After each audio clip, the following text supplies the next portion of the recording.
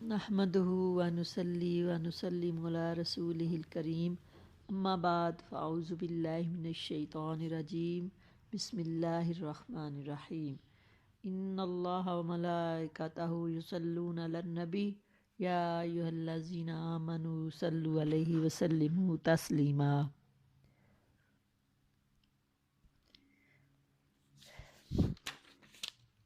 مسلمان عورتوں کا پردہ۔ اللہ اور رسول نے انسانی فطرت کے تقاضوں کے مطابق بدکاری کے دروازوں کو بند کرنے کے لیے عورتوں کو پردے میں رکھنے کا حکم دیا ہے۔ پردے کی فرضیت اور اس کی اہمیت قرآن مجید اور حدیثوں سے ثابت ہے۔ چنانچہ قرآن مجید میں اللہ تعالیٰ جل جلالہ نے عورتوں پر پردہ فرض فرماتے ہوئے ارشاد فرمایا۔ ترجمہ: تم اپنے گھروں کے اندر رہو اور بے پردہ ہو کر باہر نہ نکلا کرو، جس طرح پہلے زمانے کے دور جاہلیت میں عورتیں بے پردہ باہر نکل کر گھومتی پھرتی تھیں۔ اس آیت میں اللہ تعالیٰ نے صاف صاف عورتوں پر پردہ فرض کر کے یہ حکم دیا کہ وہ گھروں کے اندر رہا کریں اور زمانہ جاہلیت کی بے حیائی و بے پردگی کی رسم کو چھوڑ دیں۔ زمانہ جاہلیت میں کفار عرب کا دستور تھا کہ ان کی عورتیں خوب بن سنور کر بے پردہ نکلتی تھیں اور بازاروں اور میلوں میں مردوں کے دوش بدوش گھومتی پھرتی تھیں۔ اسلام نے اس بے پردگی کی بے حیائی سے روکا اور حکم دیا کہ عورتیں گھروں کے اندر رہیں اور بلا ضرورت باہر نہ نکلیں، اور اگر کسی ضرورت سے انہیں گھر سے باہر نکلنا ہی پڑے تو زمانہ جاہلیت کے مطابق بناؤ سنگار کر کے بے پردہ نہ نکلیں بلکہ پردہ کے ساتھ باہر نکلیں۔ حدیث شریف میں رسول اللہ صلی اللہ علیہ وسلم نے ارشاد فرمایا ہے کہ عورت پردے میں رہنے کی چیز ہے۔ جس وقت وہ بے پردہ ہو کر باہر نکلتی ہے تو شیطان اس کو جھانک جھانک کر دیکھتا ہے۔ ایک اور حدیث میں نبی پاک صلی اللہ علیہ وسلم نے فرمایا ہے کہ بناؤ سنگھار کر کے اترا اترا کر چلنے والی عورت کی مثال اس تاریکی کی ہے جس میں بالکل روشنی ہی نہ ہو۔ اسی طرح حضرت ابو موسیٰ اشعری رضی اللہ تعالیٰ عنہ روایت فرماتے ہیں کہ حضور اقدس صلی اللہ علیہ وسلم نے ارشاد فرمایا، جو عورت خوشبو لگا کر مردوں کے پاس سے گزرے تاکہ لوگ اس کی خوشبو سونگھیں، وہ عورت بد چلن ہے۔ پیاری بہنوں، آج کل جو عورتیں بناؤ سنگھار اور رویاں لباس پہن کر خوشبو لگائے بلا پردہ بازاروں میں گھومتی ہیں اور سینما تھیٹروں میں جاتی ہیں اور ان حدیثوں کی روشنی میں اپنے بارے میں خود ہی فیصلہ کر لیں کہ وہ کون ہیں اور کتنی بڑی گناہ گار ہیں۔ اے اللہ جل کی بندیوں، تم خدا کے فضل سے مسلمان ہو۔ اللہ عز و جل اور رسول صلی اللہ علیہ وسلم نے تمہیں ایمان کی دولت سے مالا مال کیا ہے۔ تمہارے ایمان کا تقاضا یہ ہے کہ تم اللہ عز و جل اور رسول صلی اللہ علیہ وسلم کے احکام کو سنو اور ان پر عمل کرو۔ اللہ عز و جل اور رسول صلی اللہ علیہ وسلم نے تمہیں پردے میں رہنے کا حکم دیا ہے، اس لیے تم کو لازم ہے کہ تم پردے میں رہا کرو اور اپنے شوہر اور اپنے باپ داداؤں کی عزت و عظمت اور ان کے ناموس کو برباد نہ کرو۔ یہ دنیا کی چند روز زندگی آنی فانی ہے، یاد رکھو ایک دن مرنا ہے اور پھر قیامت کے دن اللہ عز و جل اور حضرت محمد صلی اللہ علیہ وسلم کو منہ دکھانا ہے۔ قبر اور جہنم کے عذابوں کو یاد کرو۔ حضرت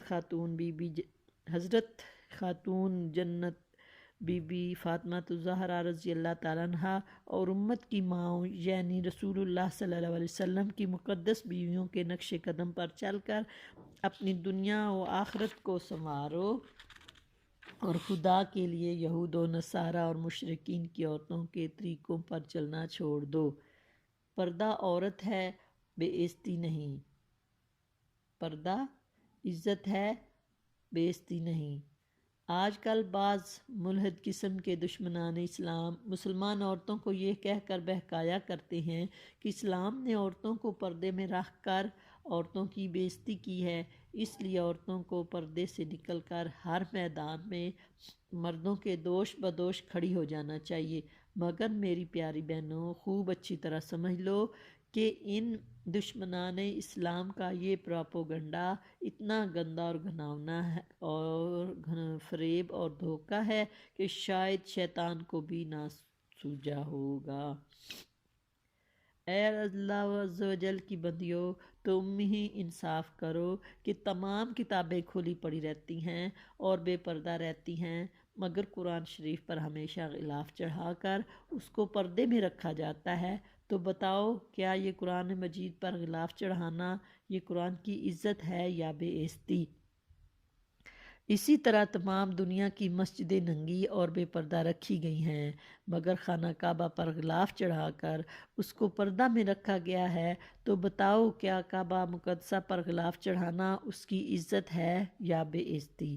تمام دنیا کو معلوم ہے کہ قرآن مجید اور کعبہ معظمہ پر غلاف چڑھا کر ان دونوں کی عزت و عظمت کا اعلان کیا گیا ہے کہ تمام کتابوں میں سب سے افضل و اعلیٰ قرآن ہے اور تمام مسجدوں میں افضل و اعلیٰ کعبہ معظمہ ہے۔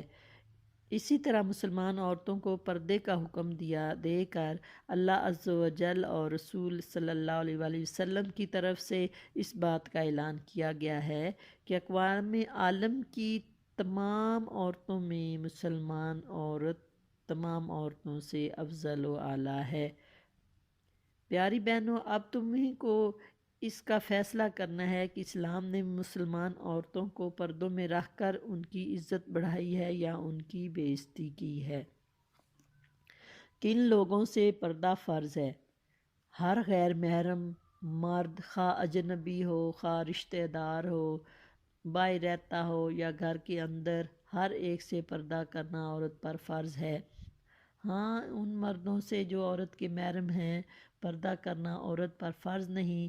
محرم وہ مرد ہیں جن سے عورت کا نکاح کبھی بھی اور کسی بھی صورت میں جائز نہیں ہو سکتا، مثلاً باپ، دادا، چچا، ماموں، نانا، بھائی، بھتیجا، بھانجا، پوتا، نواسا، خسر، ان لوگوں سے پردہ کرنا ضروری نہیں ہے۔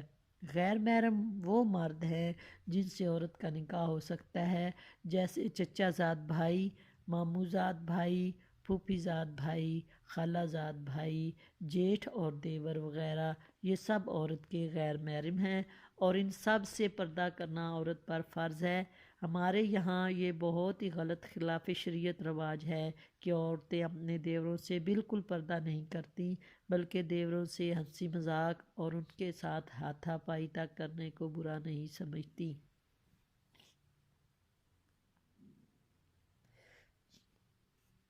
حالانکہ دیور عورت کا محرم نہیں ہے، اس لیے دوسرے تمام غیر محرم مردوں کی طرح عورتوں کو دیوروں سے پردہ کرنا فرض ہے، بلکہ حدیث شریف میں تو یہاں تک دیوروں سے پردہ کی تاکید کی گئی ہے کہ دیور عورت کے حق میں ایسا ہی خطرناک ہے جیسے موت، اور عورت کو دیور سے اسی طرح بھاگنا چاہیے جس طرح لوگ موت سے بھاگتے ہیں۔ بہرحال خوب اچھی طرح سمجھ لو کہ غیر محرم سے پردہ فرض ہے، چاہے وہ اجنبی مرد ہو یا رشتہ دار۔ دیور جیٹھ بھی غیر محرم ہیں، اس لیے ان لوگوں سے بھی پردہ کرنا ضروری ہے۔ اسی طرح کفار و مشرکین کی عورتوں سے بھی مسلمان عورتوں کو پردہ کرنا لازم ہے اور ان کے گھروں میں آنے جانے سے روک دینا چاہیے۔ اسی طرح ایک مسئلہ ہے کہ عورت کا پیر بھی عورت کا غیر محرم ہے، اس لیے مریدہ کو اپنے پیر سے بھی پردہ کرنا فرض ہے، اور پیر کے لیے بھی یہ جائز نہیں کہ اپنی مریدہ کو بے پردہ دیکھے یا تنہائی میں اس کے پاس بیٹھے، بلکہ پیر کے لیے یہ بھی جائز نہیں کہ عورت کا ہاتھ پکڑ کر اس کو بیعت کرے، جیسا کہ حضرت عائشہ صدیقہ رضی اللہ تعالیٰ عنہا نے عورتوں کی بیعت کے متعلق فرمایا کہ حضور علیہ السلام سے عورتوں کا امتحان فرماتے تھے۔ جو عورت اس آیت کا اقرار کر لیتی تھی تو آپ صلی اللہ علیہ وسلم اس سے فرماتے تھے کہ میں نے تجھ سے بیعت لے لی۔ یہ بیعت بذریعہ کلام ہوتی تھی، خدا کی قسم کبھی بھی حضور پاک صلی اللہ علیہ وسلم کا ہاتھ کسی عورت کے ہاتھ سے بیعت کے وقت نہیں لگا۔ اللہ تعالی ہمیں اس پر عمل کرنے کی توفیق عطا فرمائے۔ وما علینا الا البلاغ المبین۔